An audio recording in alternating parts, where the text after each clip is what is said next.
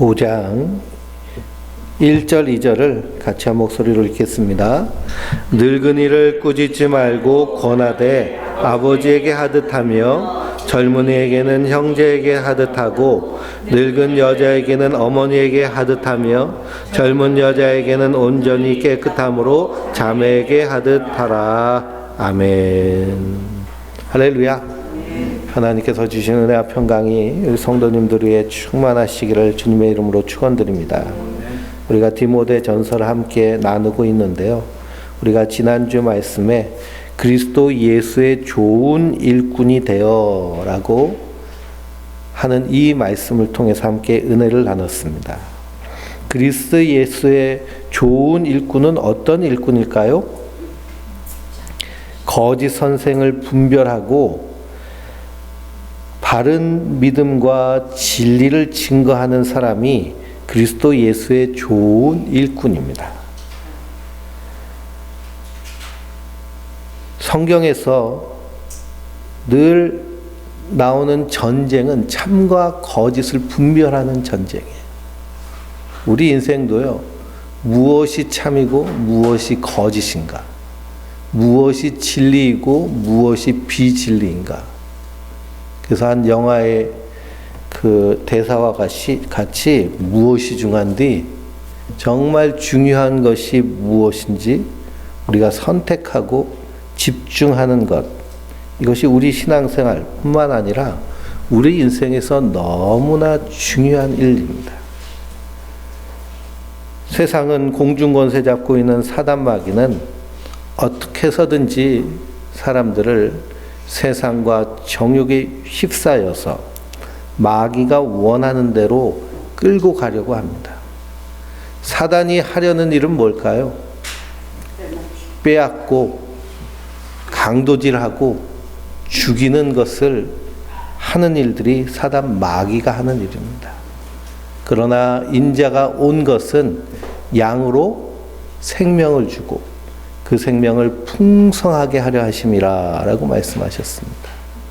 우리가 진리 되신 예수님, 그리고 예수님의 가르침, 예수님이 가르치신 그 삶을 따라 예수님을 닮아가는 삶을 사는 그 삶을 우리가 살아낼 때 우리 안에서 은혜와 진리가 충만해지는 줄 믿습니다.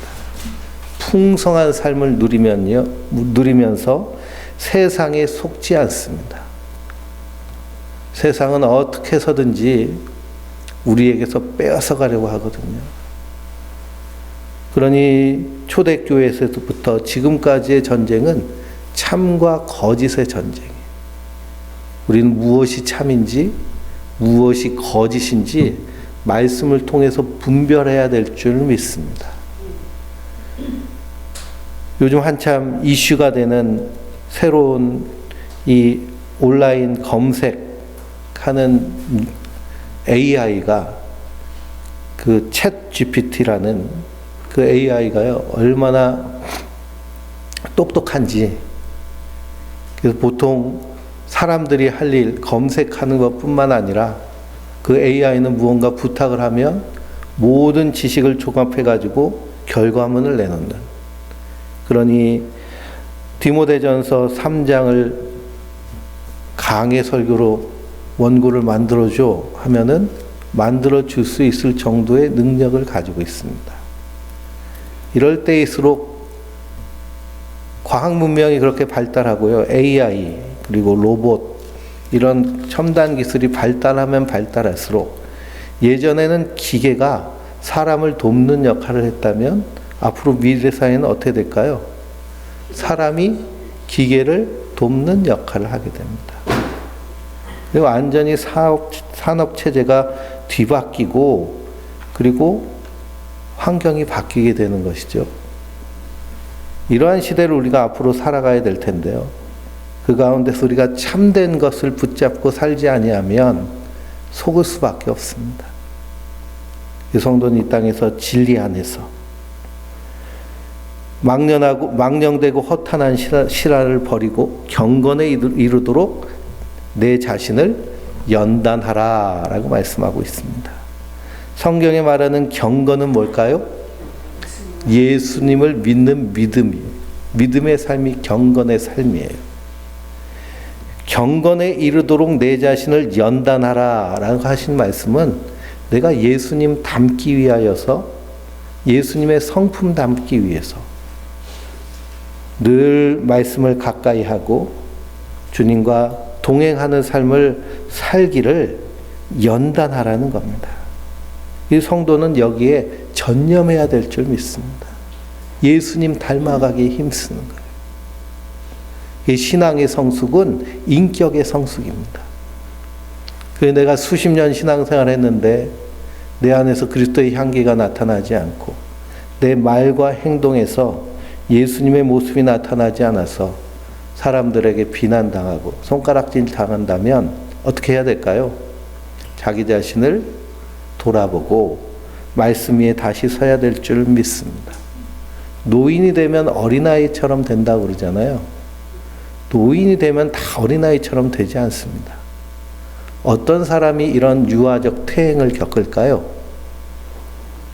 그냥 내버려 두면 유아적 퇴행을 겪게 됩니다. 그러니 노인이 되어서도요, 열심히 공부하고 다른 사람을 이해하기 위해서 인문학적인 학습을 열심히 하고 거기에 신앙인은 더해서 예수님 닮기 위해서 말씀을 날마다 묵상하며 말씀대로 살기 위해서 힘쓰고 애쓸 때 그렇게 믿음으로 사는 사람은 절대 노인이 돼서 100세, 90세가 되어도 어린아이처럼 되지 않습니다.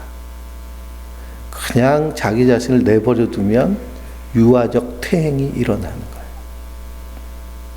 그러니 유아적 퇴행이 일어나면 그 사람은 돌봄만 받아야 되잖아요. 도움만 받아야 되잖아요. 그러니 자기 자신이 가치가 없게 느껴지고 자기 삶이 의미가 없게 느껴지고 그러니 죽어야지 하는데 죽지는 않잖아요. 죽고 싶은 사람이 어디 있겠습니까? 생명을 가진 모든 존재는 자기 생명을 유지하고 연장시켜 하는 것이 본능입니다. 그러니 죽어야지 하는 것은 내가 이렇게 살고 싶지 않다는 것을 표현하는 것이겠죠. 그래서 성도는 참과 거짓을 분명히 분별하고 그리고 경건에 이르도록 날마다 자기를 쳐서 복종해야 될 줄 믿습니다. 또한 사도 바울에게 너는 이것들을 명하고 가르치라 라고 11절에 말씀하고 있는데요. 무엇을 명하고 가르쳐야 될까요? 경건에 이르도록 힘쓰는. 그래서 우리 예수님 닮아가기 위해서 말씀을 공부하고 그 말씀을 명하고 가르치는 것이 성도의 할 일인 줄 믿습니다. 그래서 그리스도 예수의 좋은 일꾼, 디모데만 좋은 일꾼이 돼서는 안 되고요. 우리 모든 성도들이 그리스도 예수의 좋은 일꾼으로 부르심을 받은 줄 믿습니다. 목회자와 평신도를 구별해서 목회자는 일꾼이고 평신도는 서비스 받는 사람이다 라고 생각하는 것은 종교인의 생각입니다. 기독교는 종교로서의 그런 모습으로 있지 않습니다. 우리 본질, 인간의 본질 자체를 말하는 것이 바로 그리스도입니다. 기독교입니다.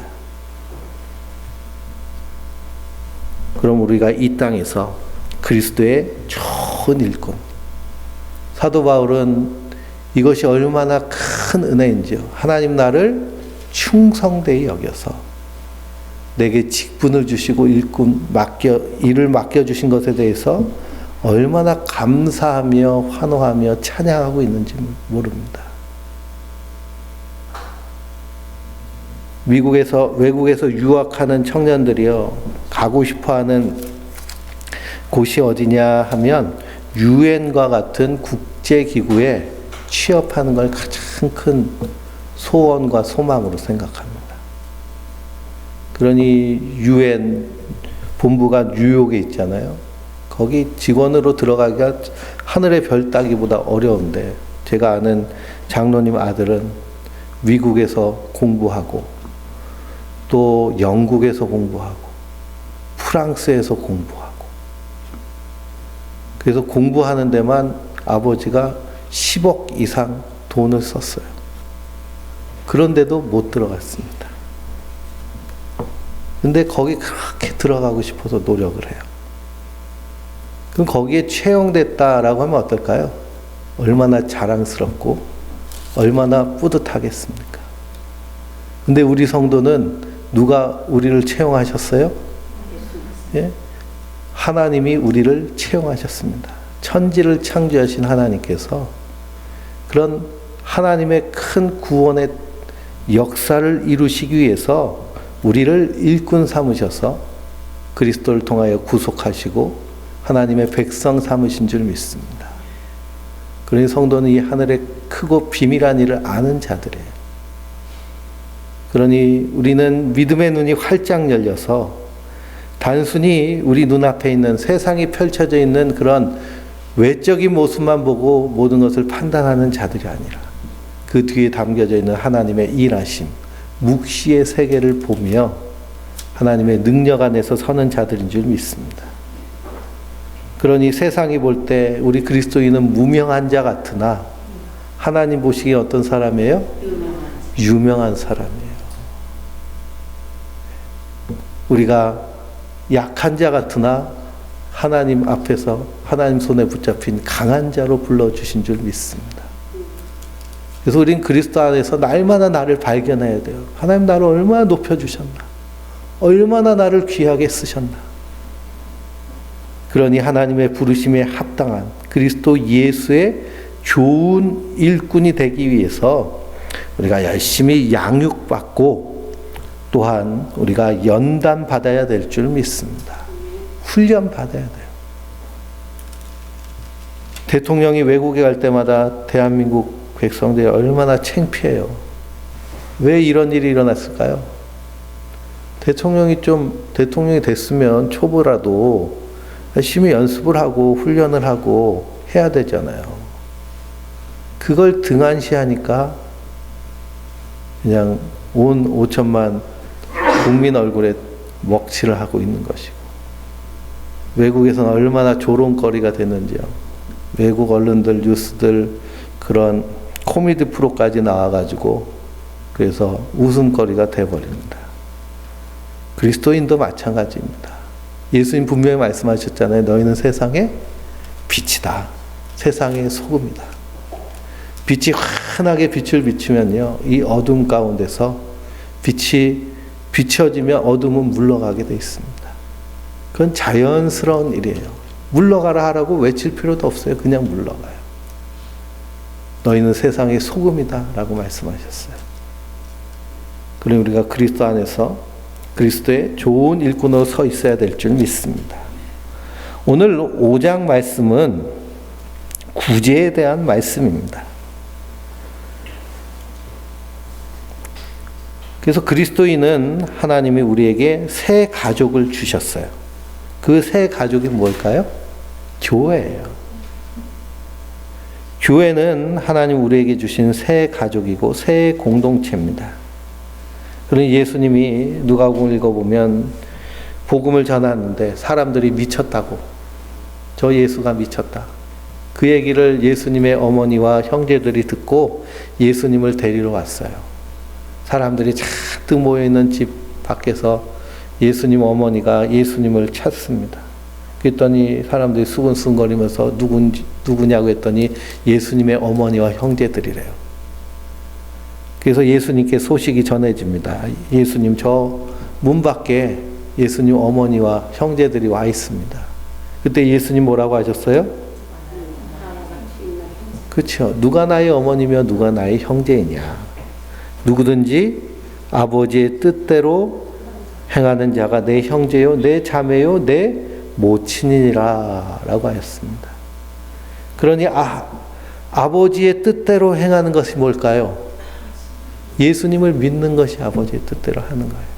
그분이 내 허물과 죄를 대신 지시고 십자가에 달려 죽으심으로 내 죄를 깨끗하게 씻어주셔서 내가 그리스도 예수의 일꾼이 되었다는, 그리스도 예수의 구원받은 택함받은 하나님의 자녀가 되었다는 것을 믿는 믿음으로 사는 자들이 그리스도 안에서 새 가족이 된 성도들인 줄 믿습니다.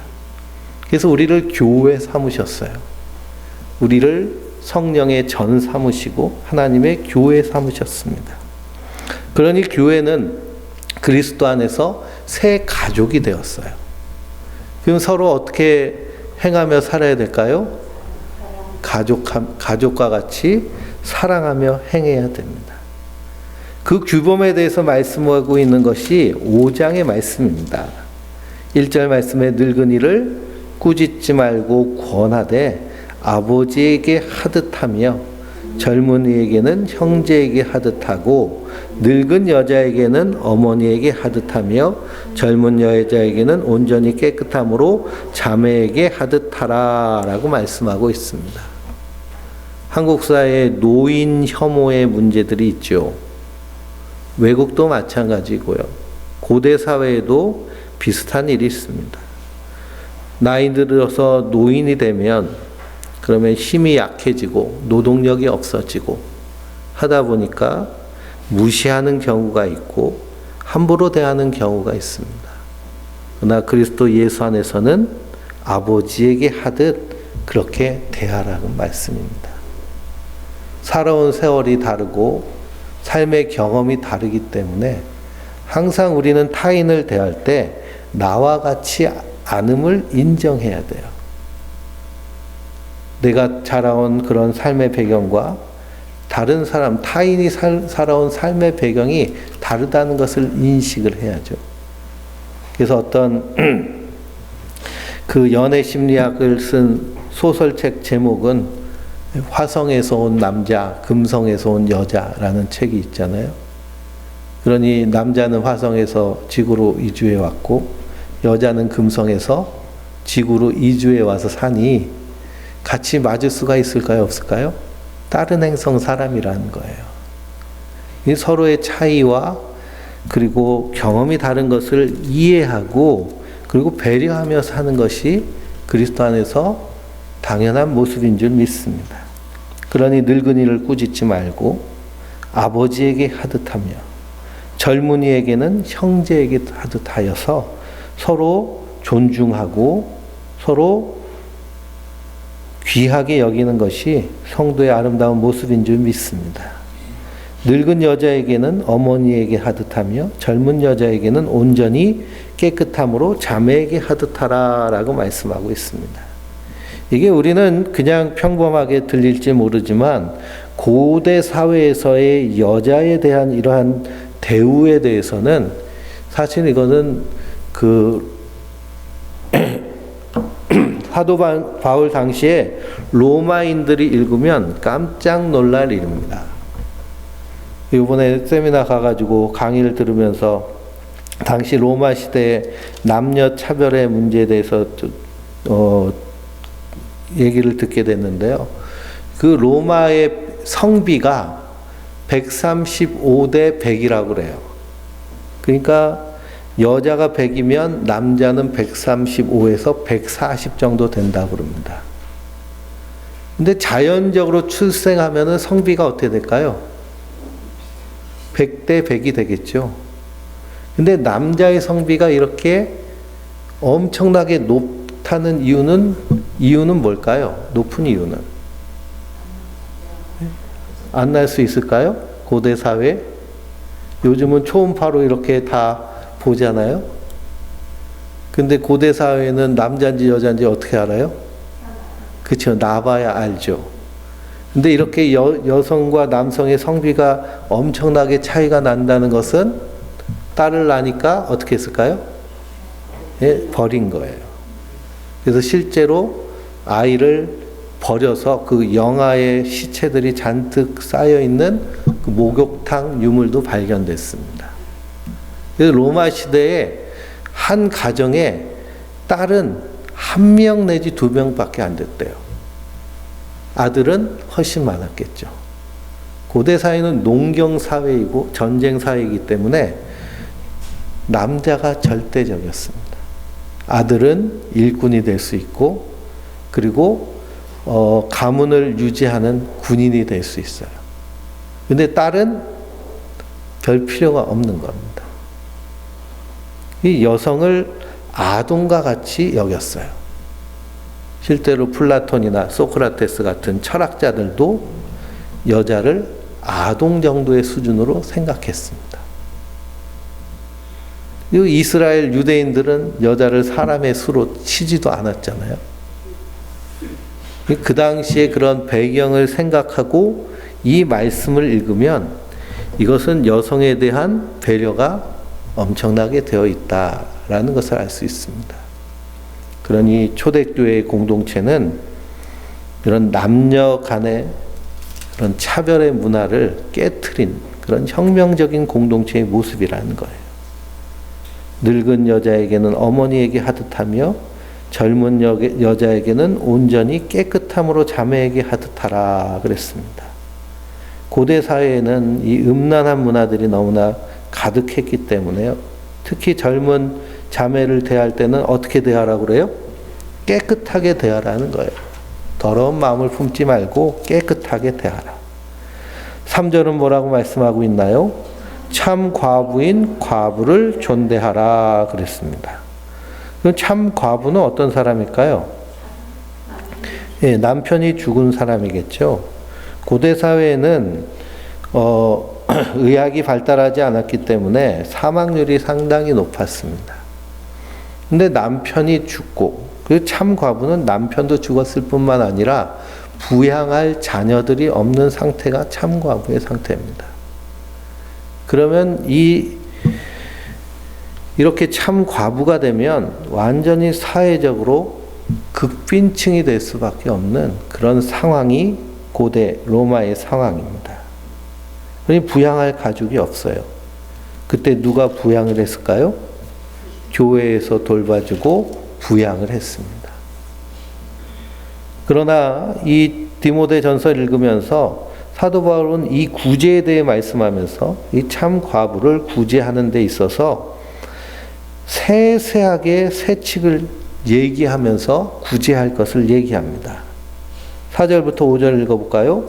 만일 어떤 과부에게 자녀나 손자들이 있거든 그들로 먼저 자기 집에서 효를 행하여 부모에게 보답하기를 배우라 하라. 이것이 하나님 앞에 받으실 만한 것이니라 그랬습니다. 그러니 어떤 과부가 있는데 자녀가 있고 손자가 있으면 그들에게 효를 행하라 라고 명령하라는 거예요. 그러니 어떤 사람도 있다는 얘기일까요? 부양하지 않고 교회에 떠맡기려는 자가 있다는 겁니다. 제가 용유도에서 목회를 할 때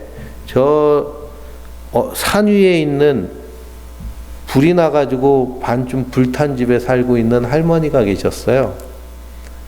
그 할머니가 얼마나 가난하고 그리고 궁핍하고 그리고 불결하게 생활하시는지 예배당에 오면은 그냥 온 몸이 시커매가지고요. 제가 수건으로 얼굴 닦아드리고 저희 아내가 닦아주고 목욕탕 데려가지고 그랬습니다. 근데 그 할머니가 그 옆에 학교가 있었거든요. 초등학교. 초등학교 교장 선생님 어머니셨어요. 아들이 둘이 있었는데요. 큰아들이 교장 선생님이었고 작은아들이 인천에서 변호사를 했습니다. 근데 큰아들이 재산을 큰아들에게 다 물려줬어요. 재산이 꽤 많았나 봐요. 근데 큰아들이 금방 또 죽었나 봐요. 그러니까 그 며느리가 그 재산을 가지고 동생을 나눠주지 않고 다 이렇게 차지한 것이죠. 그러니 그 변호사인 동생은 그게 엄마가 원망스러운 거예요. 그래서 돌보지도 않고 가끔 찾아와가지고 그래서 두유 있죠, 두유. 두유 한 팩 이렇게 놓고서는 가고 그랬습니다. 그럼 그 꼬질꼬질한 두유를 또 교회로 와서 목사님 드시라고 갖다 주세요. 네. 어느 날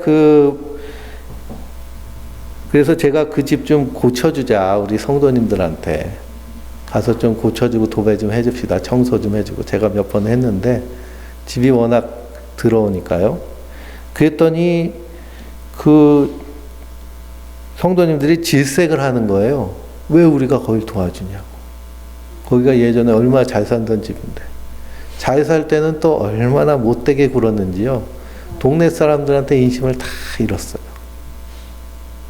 어느 날 그 아들 변호사를 만났습니다. 그랬더니 아들이 대뜸 이렇게 얘기하더라고요. 우리 어머니를 교회가 모셔야죠. 그러는 거예요. 그래서 왜 교회가 모셔야 됩니까? 그랬더니 교회 다니니까 교회가 모셔야죠. 그러니 참 사람 같지 않은 사람도 참 많죠. 그런 일이 있었습니다. 부양하지 않고 교회에 떠맡기려고 하는 그런 사람들도 많았어요. 초대교회도 있었네요.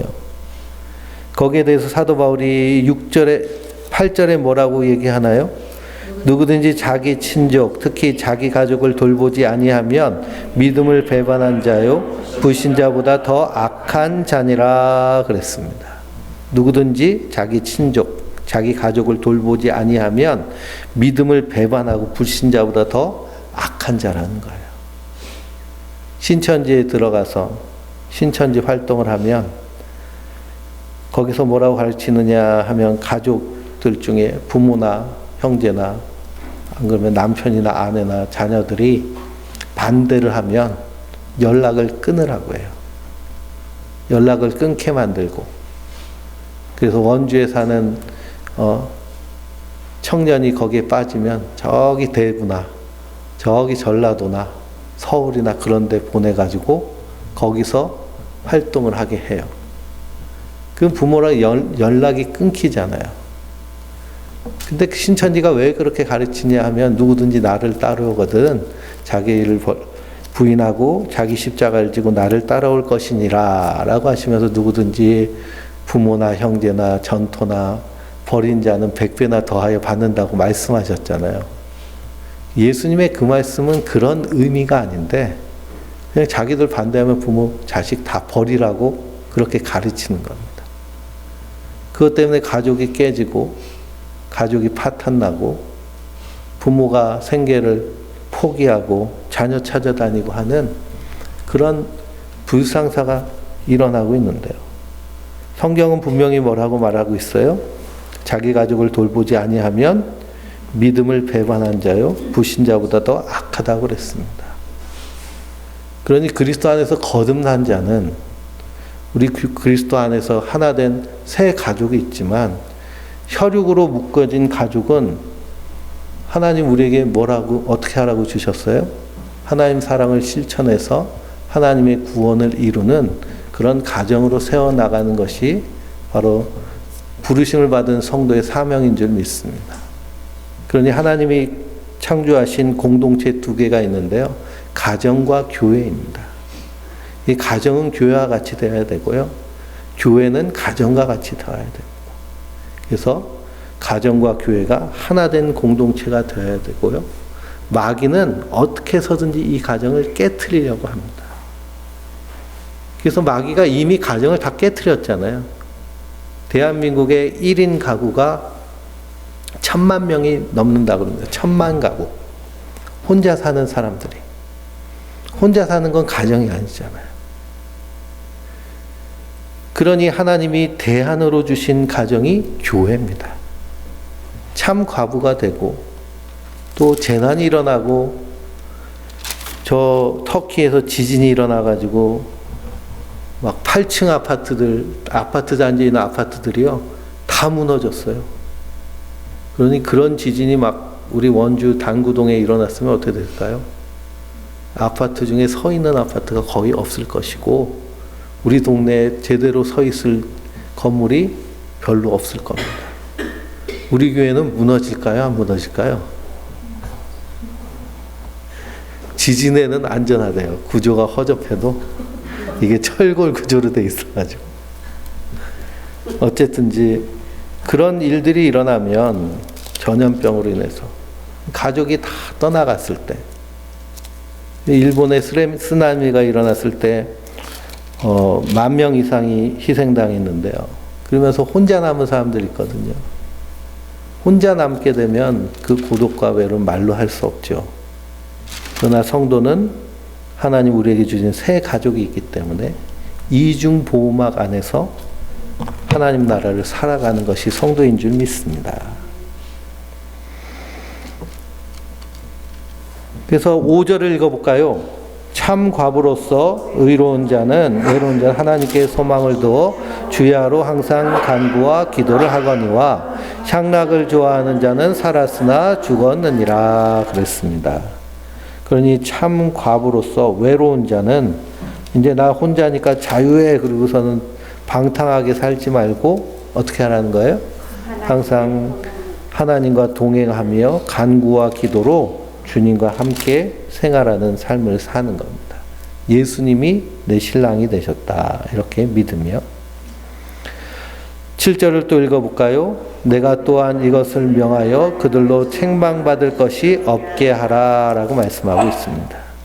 그러니 구제를 하는 것도요, 무분별하게 하는 것이 아니라 반드시 규칙을 가지고 정확하게 구제하는 일에 힘쓰라 라고 말하고 있죠.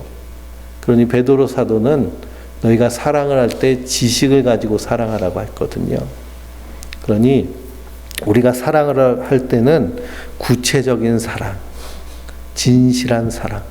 우리가 삼공부에서도 형제 사랑의 4가지 원리가 있잖아요. 그래서 희생하는 사랑, 진실한 사랑, 구체적인 사랑, 중심 있는 사랑. 그 사랑으로 서로 사랑하기 힘써야 될 줄 믿습니다. 또 9절부터 쭉 읽어볼까요?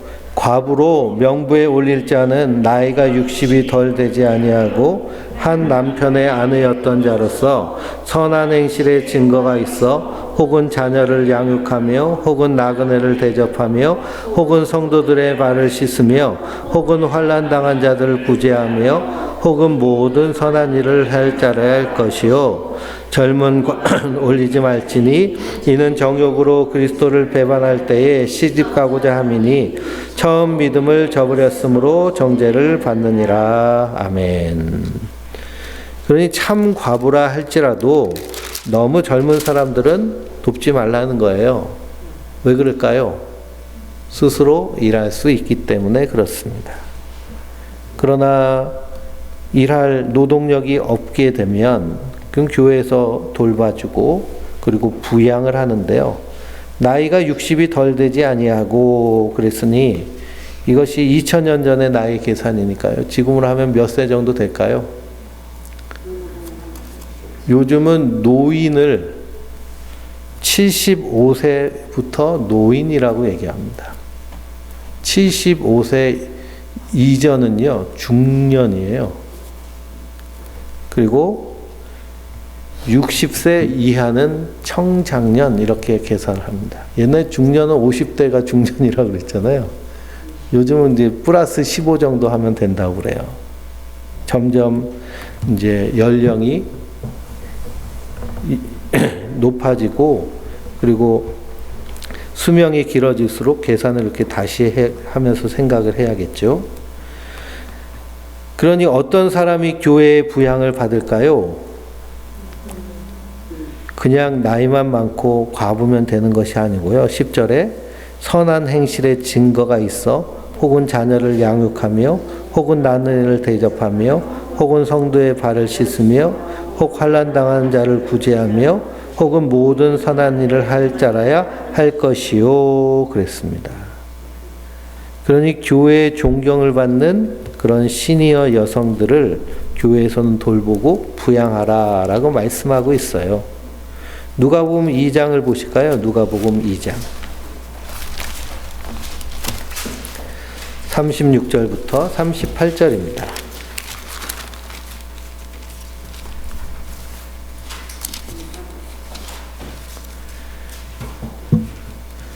36절부터 38절.